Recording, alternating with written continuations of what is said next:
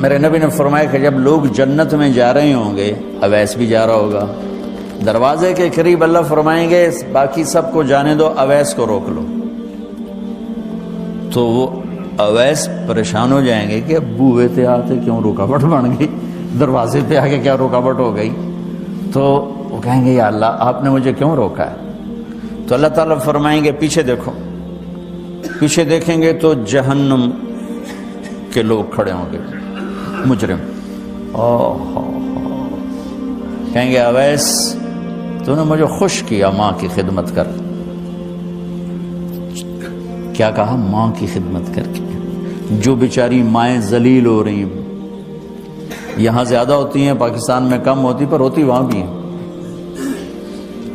اسی سفر میں کتنی ماؤں کے اتنے پرچے آئے کہ میرا بیٹا شراب پیتا اور پھر مجھے گالیاں نکالتا ہے۔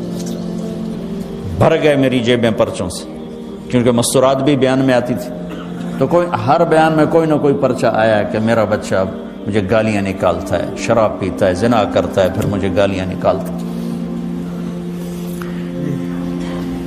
تو یہاں زیادہ ذلیل ہیں، ہمارے ہاں بھی کوئی کم ذلیل نہیں ہے۔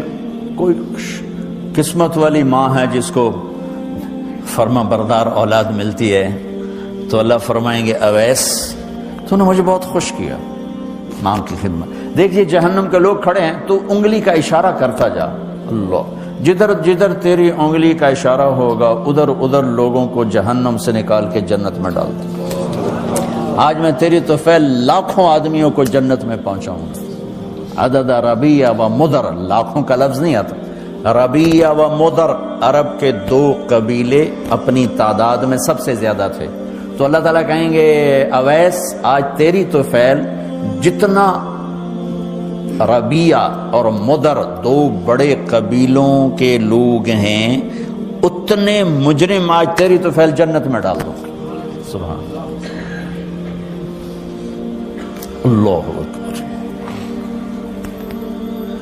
جب میرے رب نے مقام بخشا کہ عمر اور علی سے کہا جا رہا ہے دعا کروانا، اور جنت کے دروازے پر کھڑا کر کے فرمایا جا رہا ہے پیچھے نظر دوڑا، دیکھ جتنے جہنم کے لوگ کھڑے ہیں، اشارہ کر تیرے طفیل آج ربیہ اور مضر کی تعداد کے برابر لوگوں کو جنت میں ڈالوں گا۔ ایک اور واقعہ بھی سناتا ہوں۔ آپ نے فرمایا میں آج رات جنت میں گیا۔ ایک تو معراج ہے جو جاگتے ہوئے، خواب میں تو بہت دفعہ ہوا، آج رات میں جنت میں گیا۔ میں نے آواز سنی قرآن کی تلاوت۔ میں نے پوچھا یہ کون تلاوت کر رہا ہے؟ ان کا جی یہ حارثہ بن نعمان ہے۔ تو آپ نے کہا حارثہ بن نعمان؟ وہ تو مدینے بیٹھا ہے۔ دیکھو آپ کو سنانے کے لیے مائک لگا ہوا ہے اوپر، تھوڑے سے لوگ آپ، اور حارثہ کی آواز جنت میں جا رہی ہے اور وہ مدینے بیٹھے ہوئے ہیں، 7 آسمان پار کر کے آواز جا رہی ہے۔ کیسے پوری جنت میں اس کی آواز کیوں آ رہی ہے؟ کہ یا رسول اللہ انہوں نے ماں کی ایسی خدمت کی ہے کہ اللہ تعالیٰ نے خوش ہو کر کہا ہے حارثہ جب قرآن پڑھے ساری جنت کو سناؤ، ساری جنت کو سناؤ۔ اچھا کیسی خدمت کرتے تھے؟ ماں کی کیسی خدمت کرتے تھے؟ ان کے کپڑے بیوی سے نہیں دھلاتے تھے، خود دھوتے تھے۔ ہم لوگ اپنی بیویوں پہ ڈنڈا چڑھا کے کھڑے ہوتے، میری ماں دے کپڑے دو، میری ماں دی روٹی پکا، میری ماں نو چاہ بنا کے دے۔ آپ کی بیوی کے ذمے آپ کی ماں کی خدمت نہیں ہے، میرے ذمے میری ماں کی خدمت، میری بیوی کے ذمے میرے باپ کی خدمت نہیں ہے، میری ماں کی خدمت نہیں ہے، میری بہن بھائیوں کی خدمت نہیں ہے۔ لیکن یہ بر صغیر کے معاشرے کا ظلم ہے کہ آنے والی بچی ٹکڑے ٹکڑے ہو جاتی، پس کے رہ جاتی، اور ایک ظلم و ستم کی چکی میں وہ قیمہ بن جاتا۔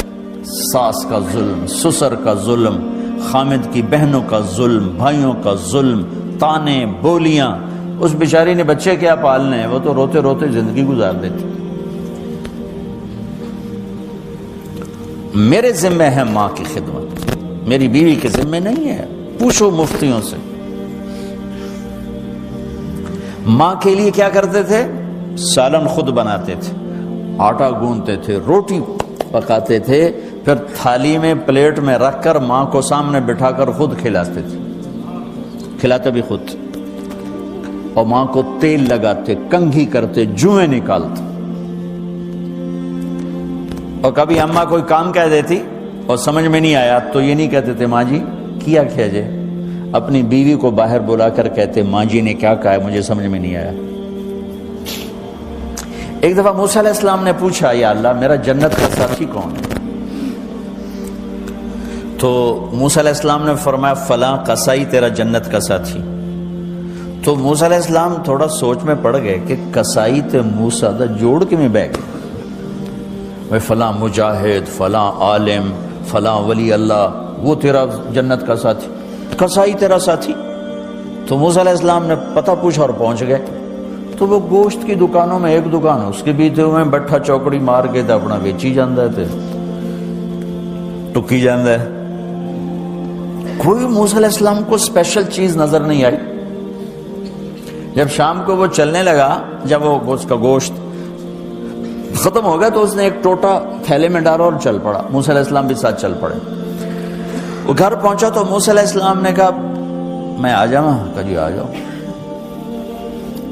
اس نے وہاں جا کے کیا کیا، بوٹیاں بنا کے ہانڈی چڑھا دی، پھر آٹا نکال کے گوندھا، اس کو نرم ہونے رکھ دیا، سالن تیار کیا، پھر روٹی تیار کی، ٹرے میں رکھا۔ ایک عورت اس طرح پڑی تھی، اس کو جا کے ہلایا، ماں جی، آنکھ کھولی، ایک ہاتھ سے اٹھایا، سہارا دیا، دوسرے ہاتھ سے نوالے بنا کے کھلاتا رہا۔ تو اس نے یوں سر ہلایا کہ مطلب میری بس۔ تو اس کا منہ صاف کیا اور اس کو سہارا دے کے لٹانے لگا تو کچھ بڑبڑائی۔ موسیٰ علیہ السلام ذرا فاصلے پر تھے، سن نہیں سکے کیا کہا۔ موسیٰ علیہ السلام نے فرمایا میرے بھائی یہ کون ہے؟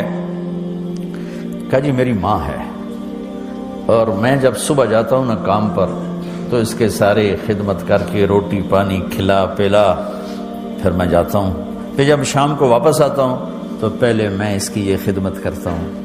بیوی سے نہیں کہا، خود کیا۔ ہم اپنی بیویوں کو کتنا ذلیل کرتے ہیں، اور 99% جو ساس ہے وہ نیگیٹو ہے اور ظالم ہے۔ 99% ساس نیگیٹو ہے اور ظالم ہے، اور ہمارے بچوں کو ہوش نہیں کہ میری ماں ہے، میری ماں ہے۔ ماں کی وجہ سے بیوی کو تباہ نہ کرو، اور بیوی کی وجہ سے ماں کو تباہ نہ کرو، اس میں بیلنس کرو۔ بیوی کے عشق میں ماں باپ ذلیل نہ ہو، اور ماں باپ کے عدم میں بیوی ذلیل نہ ہو۔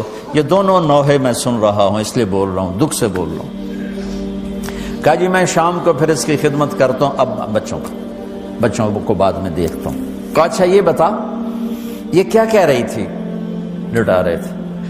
کہنے لگا جی بس ماں جو ہوئی جب بھی خدمت کرتا ہوں تو کہتی اللہ تجھے جنت میں موسیٰ کا ساتھی بنا۔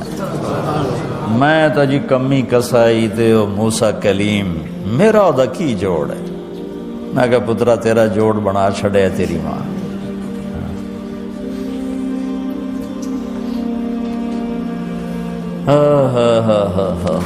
ماں باپ زندہ ہیں دعا لو، فوت ہو گئے ان کی قبروں پہ جایا کرو، وہاں بیٹھ کے قرآن پڑھا کرو۔